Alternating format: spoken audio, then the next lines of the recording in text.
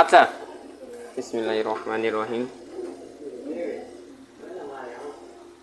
একটু এদিকে খেয়াল করো।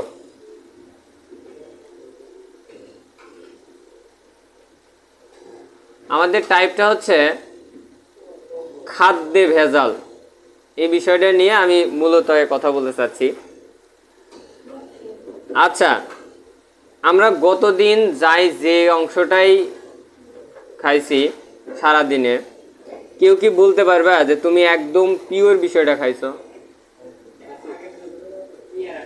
আচ্ছা ঠিক আছে, পিয়ারাটা খাইছো পিওর সারাদিনে, এমন কি একটা প্রোডাক্টও খাও নাই যেটার ভিতরে ভেজাল নাই? আচ্ছা, এখন এই যে ভেজাল বিষয়টা কোথা থেকে আসলো, কিভাবে ছড়ায় পড়লো, এবং এই বিষয়গুলো কিভাবে আমাদের ভিতরে মানে আমরা কেন এটার প্রতি বেশি মনে করো যে ইফেক্টিভ, এই বিষয়গুলো নিয়ে একটু কথা বলি। আর তার সাথে বর্তমান মনে করো যে পৃথিবীর সম্পর্কটা কোন জায়গায় সেটা একটু বোঝাবো। মানে তোমাদের কাছে মনে হতে পারে বিষয়টা এরকম যে স্যার হালকা পাতলা কিছু হয়তো আমরা খাইছি, খাওয়ার পরে এই বিষয়গুলা হয়তো রোগে আক্রান্ত হয়েছে, একটা মানুষ আছে সে হয়তো একটু ভেজাল মিশাইছে, তারপরেও আমরা বিষয়গুলো খাইয়ে নিছি। কিন্তু বিষয়টা আসলে এরকম না, এটা একটা বিশাল একটা ওয়ার্ল্ড ঘিরে আছে কথাটা। আচ্ছা, এখন ধীরে ধীরে ঔষধের দোকান বাড়তেছে না কমতেছে? ঔষধ আবিষ্কার বাড়তেছে না কমতেছে? রোগের পরিমাণ বাড়তেছে না কমতেছে? রোগের প্রধান কারণ কি? আচ্ছা, তার মানে যদি খাবারটা ভেজাল না হতো তাহলে কি এত রোগ হতো? আচ্ছা, এখন দেখো খাবারটা ভেজাল কিভাবে আসলো আর কিভাবে এটা আমাদের ভিতরে ইফেক্ট ফেলে সেই বিষয়গুলো। আচ্ছা, একটু এদিকে সবাই খেয়াল করো, শুরু করি। প্রথম ইনফরমেশন, আমাদের বডি আল্লাহ যখন বানায়া দিছে আমাদের, আমরা দুনিয়াতে বড় হচ্ছি বিভিন্ন কিছু খায়া, তাই তো? আমরা আমাদের বডিতে ইনপুট কি করি? খাবার আর বাতাসের অক্সিজেন, পানি, এই তিনটা বিষয় আমরা, মানে একটা আছে কঠিন, একটা তরল আর একটা বায়বীয়, এই তিনটা অংশ কিন্তু আমরা শরীরের ভিতরে ইনপুট করি, তাই না? এখন এই তিনটা অংশই যদি বডির ভিতরে একদম পিওর যায় তাহলে আমাদের বডির ভিতরে কোনো রোগ হওয়ার সম্ভাবনা আছে? কিন্তু যদি পিওর না যায়, যদি ভেজাল যায় তাহলে কি হওয়ার সম্ভাবনা আছে? অবশ্যই রোগ হওয়ার সম্ভাবনা আছে। এখন দেখো, ধরো আমি যে খাবারটা খেলাম, এই খাবারটা দেখো কিভাবে আমাদের ভিতরে ভেজাল ঢুকায় দিচ্ছে। প্রথমত যদি বায়বীয় পদার্থের ক্ষেত্রে আসি, তুমি অক্সিজেনটা নিচ্ছ বাতাস থেকে, তুমি কি পিওর অক্সিজেন নিচ্ছ? ভেজালটা কোন জায়গায় আছে? ভেজালটা আছে প্রথমত গাড়ির ধোঁয়া, প্রথমত আছে কি গাড়ির ধোঁয়া। যখন গাড়ি আবিষ্কার হয়েছিল না তখন কি ভেজাল ছিল? আচ্ছা, এখন দ্বিতীয় অপশনে এসো। তুমি একটা ঔষধ খাইছো, ঔষধ খাইছো কারণ তোমার একটা রোগ হয়েছে, সেই রোগের কারণে তুমি যে ওষুধটা খাইছো, সেই ওষুধ খাওয়ার ফলে দেখবে আর একটা রোগের সৃষ্টি হয়েছে। পারফেক্টলি কি তুমি সুস্থ না?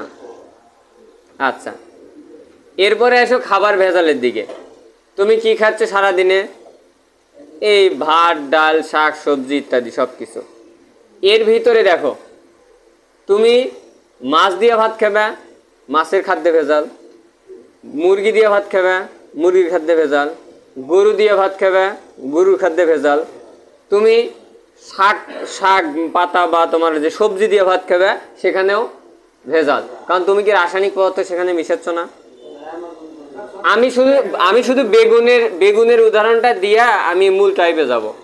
বেগুনের উদাহরণটা দেওয়া বলতে কি বোঝাচ্ছে দেখো, তুমি বাজারে যায় আগে চকচকা বেগুনটা কেন, যেটা দেখতে সুন্দর চকচকা কিন্তু টাটকা, কিন্তু কি হয় এই বেগুনটাতে তার আগের দিন বা তার আগের দিন বীজ দেওয়া হয়েছে। বেগুন যারা চাষ করে দেখবা একদিন পরপরই বা প্রতিদিনই বীজ কিন্তু দেয়। তার মানে আগের দিন বীজ দেওয়া বেগুন একদিন পরে নিয়ে এসে বাজারে বিক্রি করতেছে। ওই যে বীজটা, ওই বীজটা কি কেমিক্যাল না? সেটা তোমার বডিতে ঢুকতেছে। আচ্ছা, এখন প্রশ্ন হচ্ছে, স্যার এত ঝামেলা তাহলে করার দরকার কি, মানে এটা কেন করছে, এত খাদ্যে ভেজাল টেজাল এগুলো দরকারটা কি? খাদ্যে ভেজাল দেওয়ার দরকার আছে। ধরো আমরা মনে করো একটা কমিউনিটি, আমরা সবাই কোনো একটা পাহাড় জঙ্গলে চলে গেছি, যা সেখানে অবস্থান করতেছি, মানে সেখানে থাকতেছি, ঠিক আছে? বর্তমান যে যোগাযোগ, বর্তমান যে ওয়ার্ল্ড, এই ওয়ার্ল্ডের সাথে আমি বিচ্ছিন্ন, মনে করো আমরা বিচ্ছিন্ন। সেই মুহূর্তে যে ঘটনাটা ঘটবে, দেখো হুট করে একজন যদি অসুস্থ হয়ে পড়ে, ওকে নিয়ে কোন জায়গায় যাওয়া লাগবে? হসপিটালে, তাই তো? হসপিটালটা কোন জায়গায়? শহরে। হসপিটালটা কোথায়? শহরে। এখন আমার প্রশ্ন যেটা, তুমি কি এই এই হসপিটাল ছাড়া বা হাসপাতাল ছাড়া তুমি কি বাঁচতে পারবে? তার মানে তোমাকে বাধ্য হয় তোমাকে অসুস্থ করবে, অসুস্থ হওয়ার পরে তুমি বাধ্য হয়ে কোথায় যাচ্ছ? হাসপাতালে, তাই তো? আর হাসপাতালে যাওয়ার পরে বাধ্য হয়ে তুমি কি খাচ্ছ? আর ঔষধটা যারা আবিষ্কার করতেছে, যারা বিক্রি করতেছে, এখানে কতশো কোটি টাকার বিজনেস, চিন্তা করো তো। এখন ধরো কালকে থেকে তুমি এমন এমন কিছু খাবার হয়তো আবিষ্কার করলে, বা এমন এমন ভাবে তুমি খাচ্ছ যেখানে কোনো ভেজাল নাই খাবারে, বুঝো? বাতাসে ভেজাল নাই, পানিতে ভেজাল নাই, আবার তুমি যে কঠিন জাতীয় খাবার খাচ্ছ, অর্থাৎ ভাত ডাল শাকসবজি, এগুলাতেও ভেজাল নাই। তার মানে তোমার বডিতে কি অসুখ হওয়ার সম্ভাবনা আছে? সম্ভাবনা তাহলে কি কম। তুমি কি হাসপাতালে যাবে? তুমি যদি হাসপাতালে না যাও, তুমি কি ঔষধ খাবে? ঔষধ যদি তুমি না খাও, তাহলে তুমি কি ওদের কাস্টমার? তার মানে ওদের বিজনেসে কি সবুজ বাতি না লাল বাতি? তার মানে ওরা ইচ্ছা করে তোমাকে কি বানায় রাখছে? অসুস্থ বানায় রাখছে। হ্যাঁ হ্যাঁ হ্যাঁ, এই যে বিষয়গুলা, এই পোকাটা আবিষ্কার কোন জায়গা থেকে আসলে নতুন নতুন। তার মানে আমার বিষয়টা বোঝো। বিষয়টা হচ্ছে কি, ধরো তুমি একটা ঔষধ আবিষ্কার করছো, বিষয়টা দেখো। ধরো তুমি একজন কেমিক্যাল কোম্পানির মালিক, তুমি একটা ঔষধ আবিষ্কার করছো, এই ওষুধটা তুমি বাজারে বিক্রি করবে। এখন প্রশ্ন হচ্ছে, আজাইরে কেটা তোমার ওই ওষুধ কিনবো, মানে ওই বিষটা কিনে কিনবো, যেটা তুমি হয়তো জমিতে দিবা, আজাইরে কেটা কিনে নিয়ে যা ঘরে শোকেসে তুই দিলে থুবো? কেউ থুবো? কখন কিনবো? যখন ওই রোগের ওষুধ হিসেবে ঢুকবো। এখন কি করা হবো, ধরো তুমি কিছু জীবাণু, যারা মাইক্রোবায়োলজিস্ট আছে, সবাই না, কিছু ভালো খারাপ তো অবশ্যই এর ভিতরে আছে, কিছু মনে করো মাইক্রোবায়োলজিস্ট বা যারা জেনেটিক ইঞ্জিনিয়ারিং কাজ করে, এদের ভিতরে যারা আর কি যে অসাধু, ঠিক আছে? এখন অসাধু বলতে এখানে আমি কাদেরকে বোঝাচ্ছি সেটা পরে শেষের দিকে এসে বলতেছি। এরা কি করে, এরা জীবাণুগুলোর জিনকে পরিবর্তন করে, জীবাণুগুলোর জিনকে পরিবর্তন করে ওই জীবাণুটাকে মডিফাই করে বাজারে ছাড়ে, মানে মনে যমিতে ছাড়ে। এক কথায় জমিতে ছাড়ার পরে জীবাণু প্রতিনিয়ত বংশবিস্তার করতে করতে সমস্ত ফসল নষ্ট করে ফেলে দেয়। আর যখন সমস্ত ফসল নষ্ট করে ফেলে দিচ্ছে, তখন ওই ফসলের অ্যান্টিটিউড হিসেবে তুমি বাজারে যায় বিভিন্ন ওষুধ নিয়ে এসে দাও, কিন্তু পোকাটা মরে না। তখন দেখবে হুট করে একটা কোম্পানির আবির্ভাব বলবো যে এই পোকা মারার জন্য আমার কাছে এই ওষুধ আছে। তখন কি হবো, এটার 2-4 দিন হয়তো বিজ্ঞাপন চলবো, বিজ্ঞাপন চলার পরে ওই প্রোডাক্টগুলো এসে প্রত্যেকটা মনে করো যে ওই ইয়েতে দোকানে থাকবো। এখন তুমি যা দোকানে বলবে যে ভাই এই প্রোডাক্ট, এই ওষুধের জন্য বা এই রোগের জন্য আমার কি ওষুধ আছে একটু দেন। তখন হ্যাঁ আছে, এই যে নতুন একটা ওষুধ আসছে, এই ওষুধটা যদি এখানে দেন তাহলে মারা যাবো, এই পোকাগুলো মারা যাবো। তখন তুমি ওষুধটা স্প্রে করে মেরে দিলে সমস্ত পোকা মারা গেল। প্রশ্ন হচ্ছে, পোকাটা যদি আবিষ্কার না হয়তো ওষুধটা কিনতে হয়, তাহলে ওর বিজনেসে এখন সবুজ বাতি না লাল বাতি? তাই কও। আচ্ছা, সবচাইতে বেশি কষ্ট করে কারা? কৃষকরা। সবচেয়ে বেশি কষ্ট করে কারা? সবচেয়ে বেশি গরিব কারা? তার মানে কি তুমি যারা সবচেয়ে বেশি জিনিস উৎপাদন করতেছে, তারা কেন গরিব থাকতেছে? কারণ তুমি একটা প্রোডাক্ট যখন তুমি করবা, ধরো আবাদ করবা, সেই ক্ষেত্রে তোমার এখানে হাজার হাজার টাকা দিয়ে সার বিষ কেন লাগতেছে? কেন লাগতেছে না? এখন কি বিষয়টা ক্লিয়ার হয়েছে যে খাদ্য ভেজালে কিভাবে ঢুকতেছে? আর এই খাদ্য ভেজাল ঢোকার পিছনে মানে রাসায়নিক যে প্রক্রিয়াগুলা, আমার মনে হয় না যে পৃথিবীতে এমন কোনো রাসায়নিক পদার্থ আছে যেটা বডির জন্য খুবই উপকারী। এখন আমার যেটা মনে হয় যতদূর পর্যন্ত আমি টুকটাক গবেষণা করে যতটুকু জানতে পারছি, প্রত্যেকটা রাসায়নিক পদার্থে কোনো না কোনো ঝামেলা আছে। ঠিক আছে, আচ্ছা একটা উদাহরণ দিয়ে আমি আবার লাস্ট টাইপে এসে শেষ করে দিচ্ছি। সেটা হচ্ছে এই যে ট্যানারি শিল্প দ্বারা কি বোঝায়? চামড়া শিল্প যেটা, ঠিক আছে। আচ্ছা এই যে গরুর চামড়াগুলা বা ছাগলের চামড়াগুলা যে কিনে নেয়, একটা ছাগলের চামড়াতে কতটুকু লবণ দেয় বলতে পারবা? কতটুকু লবণ দিয়ে সংরক্ষণ করে, কত কেজি বলতে পারবা? না, 2 থেকে 3 কেজি বা 4 কেজি। গরুতে 5-7 কেজি। আচ্ছা এখন দেখো, একটা গোডাউনে ধরো 100 চামড়া আছে, 100 গুণন 5 কেজি করে ধরলাম ঘরে, 100 গুণন কত? 500 কেজি লবণ। 500 কেজি লবণ এসে ওই চামড়ার উপরে দিয়ে এইভাবে দিয়ে ওর উপরে দিয়ে এরকম ওই স্তূপ করে রাখা হয়েছে। যখন ওই চামড়া থেকে ওই জুতা ব্যাগ এগুলো তৈরি করা হবে, তখন কি লবণ সহ তৈরি করা হবে না লবণ ধুয়ে ফেলে দেওয়া হবে? লবণ ধুয়ে ফেলে দেওয়ার পরে 500 কেজি লবণ কারখানার থেকে বের হয়ে চলে যেতেছে। কোথায় যাচ্ছে? মাছের কি অবস্থা? মাছের কি অবস্থা এখন? যেটাই হোক, তাহলে এখন মাছের কি অবস্থা হবে কও?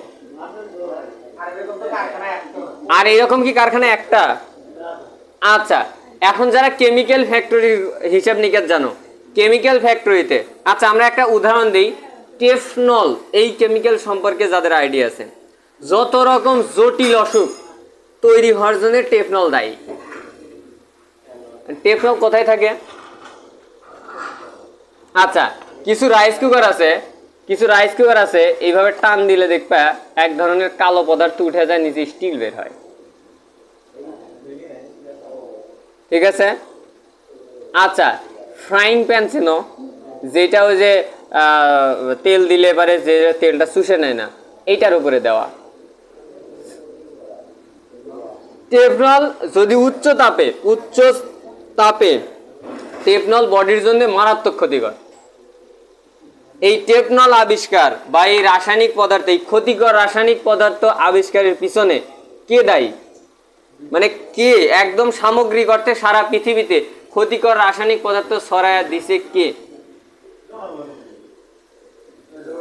মাস্টার মাইন্ড একজন। ঠিক আছে, এই দেখো নামটা লিখে দিচ্ছি,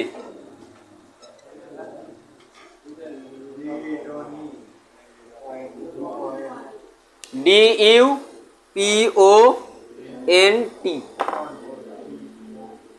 মাস্টার মাইন্ড একজন।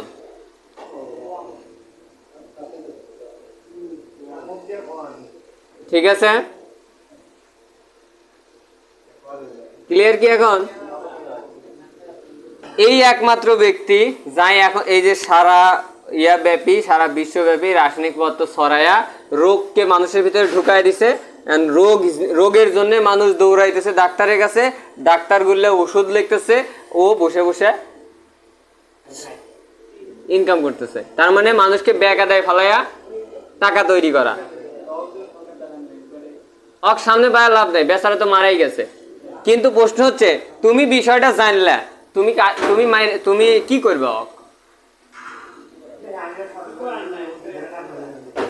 আমার প্রশ্ন তুমি এটা না, আমার প্রশ্ন তোমার একটা ভালো একটা ইনফরমেশন তোমার মাথাতে আছে, এটা তুমি আরেকজনে জানাইতেই ভয় পাও, তুমি কি করবে?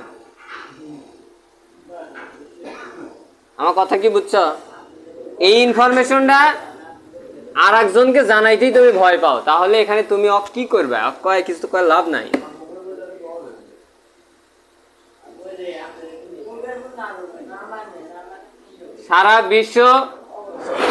সারা বিশ্ব চালানোর জন্য যেসব মানে মানুষগুলো দায়ী, তার ভিতরে এই একটা। আচ্ছা, এ কে, এ কে সেটা আমি তোমাদের এই মুহূর্তে বলতে পারতেছি না, তবে আমি যেহেতু বললাম না এই জন্য যারা বোঝার তারা বুঝে গেছো যে কে। আচ্ছা একটু আমি বলতে পারবে কে বুঝছো? জাস্ট নাম বলো, কোনো খালি বুঝছো কিনা যে এ কে। হ্যাঁ যাই, মোটামুটি একটা পাওয়া গেছে যে একজন বুঝছে যে এ কে। ঠিক আছে,